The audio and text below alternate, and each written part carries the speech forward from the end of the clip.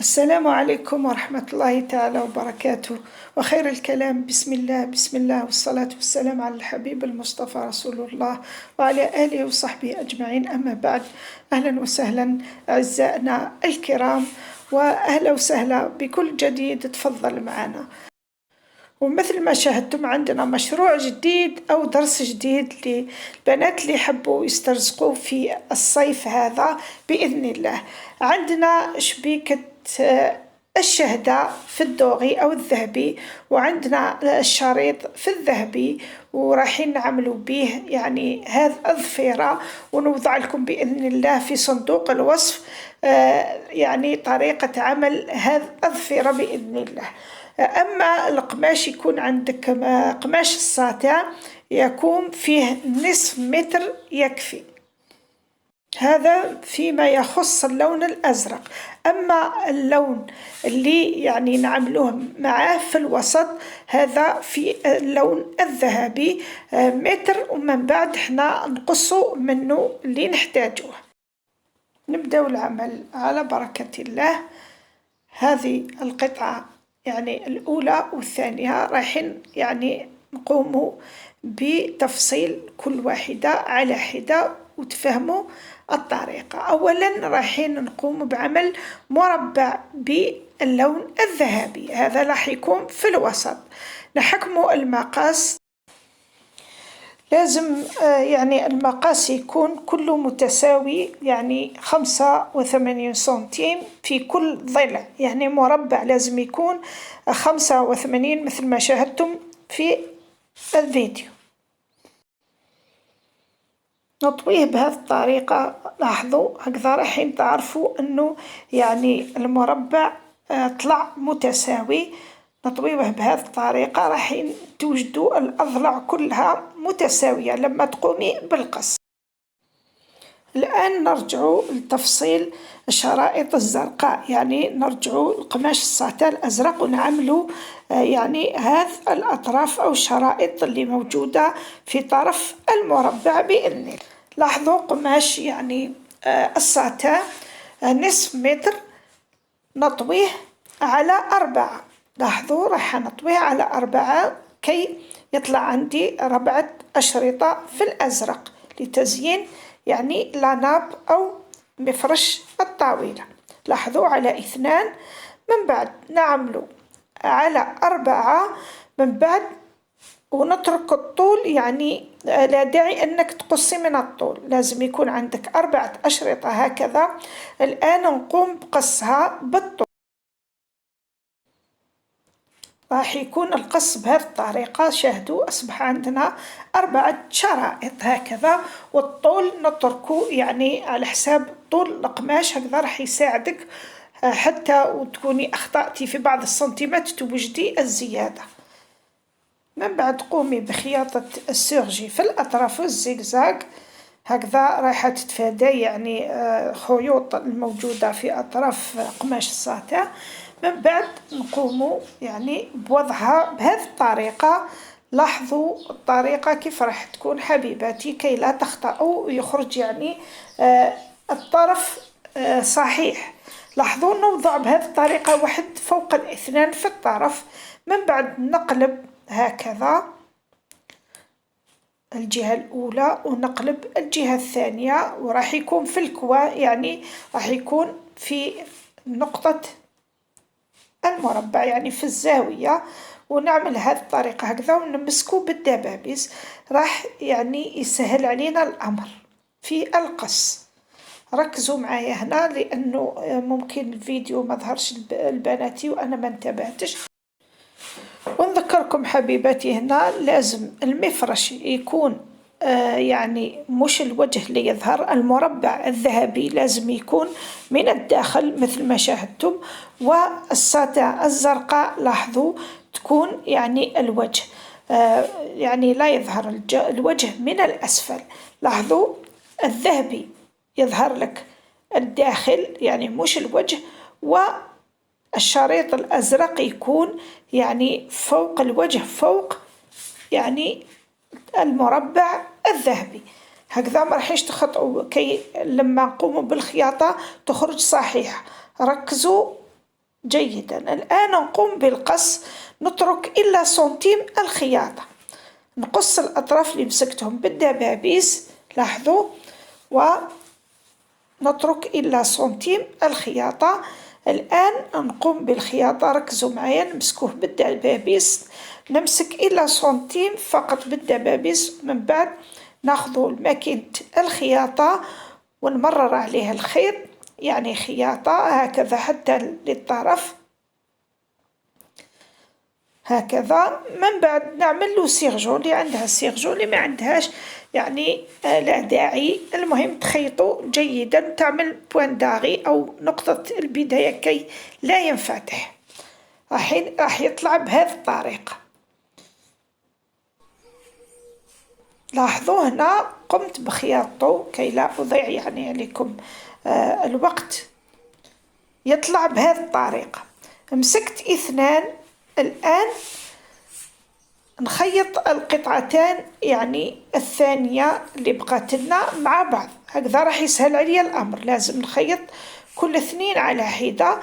أولا نمسك هذه، لاحظوا الطريقة كيف يكون يعني مسكها بالدبابيس، راح يسهل عليكم يعني الخياطة. نمسكها بهذه الطريقة كي لا تتحرك لما نعمل الشريط الثاني، يعني اللي نكون قمت بخياطتهم. لاحظوا هذا الشريط الثاني قمت بخياطته وكذلك فيه اثنان، والآن نجمعهم مع بعض، يعني نجمع الأربعة مع بعض بطريقة اللي حتساعدكم، سهلت عليكم الأمر. نجمع اثنين اثنين، من بعد نمسكهم بالدبابيس، من بعد نبدأ نجمع في الأطراف اللي تبقات. نتمنى أنه الشرح يكون مفهوم.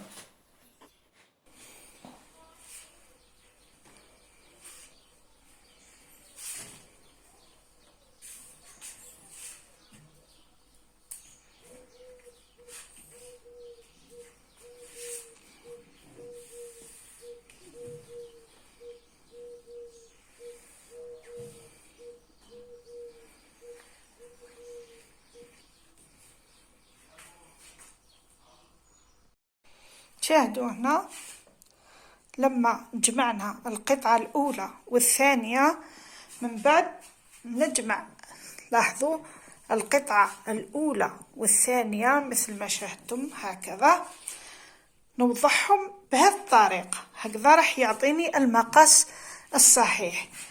نمسكهم بالدبابيز أو ليزيبانج من الجهتين مثل ما عملت في الأول، لاحظوا مثل ما عملنا هنا. لاحظوا هنا في الأطراف نحكم المقاس مثل ما عملت في الأول ونقص الباقي، لذلك قلت لكم في الأول اتركوه يعني أكثر المقاس تاعو، هنا رايحين يعني تحكموا المقاس صح. من بعد أطويوه هكذا وقصوا السنتيم من الجهتين مثل ما عملنا في الأول هكذا، يعني أطويوه،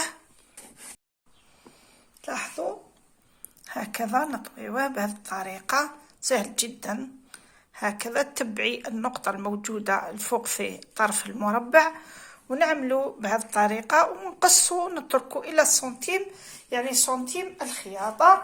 نرجعوا الجهة الثانية كذلك نعملوا نفس العمل اللي عملناه في الجهة الأولى بهذه الطريقة هكذا هكذا، ونقوم بالقص، يعني نقص الأطراف الزائدة، نترك إلا السنتيم. لاحظوا لازم يكون، لاحظوا يكون لازم في هذا النقطة، نقطة المربع هذه، ونقوم بالقص. نعملوا مثل ما عملنا في الأول، مثل ما عملنا في الثاني نعملوا في الثالث والنقطة الرابعة. من بعد نقوم بالخياطة، يعني لا داعي أنك تنزعيها، ترفعي يعني لاناب بهذه الطريقة، فرش طاولة ترفعيه وتقومي يعني بخياطته، لا داعي أنك تنزعيه من بعد تكرري في الثاني، راح تضيعي الوقت عليك.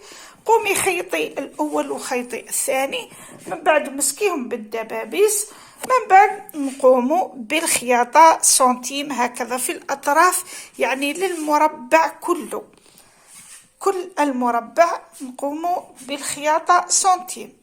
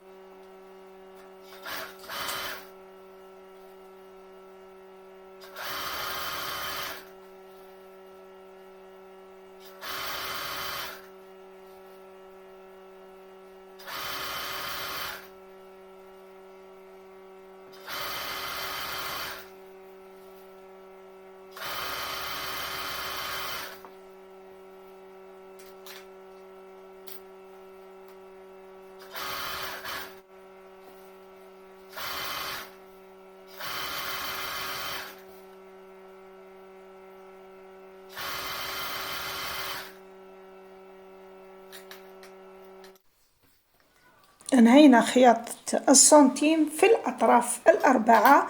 ننزع الدبابيز أو ليزيبان، من بعد نقوم بقلب الأطراف. لاحظوا نستعمل المقص داخل كل طرف وندفع به إلى الخارج. بهذه الطريقة نعمل كل الأطراف الأربعة. لاحظوا لما قلبنا الشكل يعني على الوجه، لاحظوا قلبنا القطعة الزرقاء هذه على الوجه الذهبي أو الدوغي. الآن نقوم بالخياطة في الطرف. لازم تمسكيه في الطرف هكذا وتمري الخياطة لكل يعني المربع اللي عملناه. من بعد نقوم بالكفة الأخيرة اللي هي في الطرف هكذا، راح تعطيك المقاس صحيح. شاهدوا قمنا بالخياطة في الطرف. الآن تطوي سنتيم هكذا للداخل، هكذا نطويها للداخل ونقوم بالخياطة لكل المربع. البنات يعني المبتدئات إذا خفتي يعني يروحوا لك السنتيمات أو يغيبوا لك السنتيمات وأنت تقومي بالخياطة، من الأفضل أنك مسكيه بالخيط والإبرة، مسكيه يعني ضربات خفاف مثل ما نقولوا احنا فوفيلاج، يعني الخيط تكون يعني الضربات بعيدة على بعض، هكذا ما راحش يفسد لك العمل. لما تتأكدي أنه الخياطة متساوية ومش جهة هكذا وجهة تكون مسقمة، هنا مري عليه ماكينة الخياطة. لما ننهي الخياطة يعني نقوم بالخياطة كل المربع، هنا نقوم بخياطة يعني التزيين، الشيء اللي حبيتي تزيني به. إذا كنت حبيتي تتابعينا وتعملي معنا هذا الشريط الجميل بالذهبي، أو إذا ما عرفتيش طريقة عمله، رايحة نوضع رابط فيديو طريقة كيف نعمل هذا الشريط يعني الحاشية أو سفيفة، أو المهم رايحين يعني نوضع لكم الرابط في أسفل الفيديو.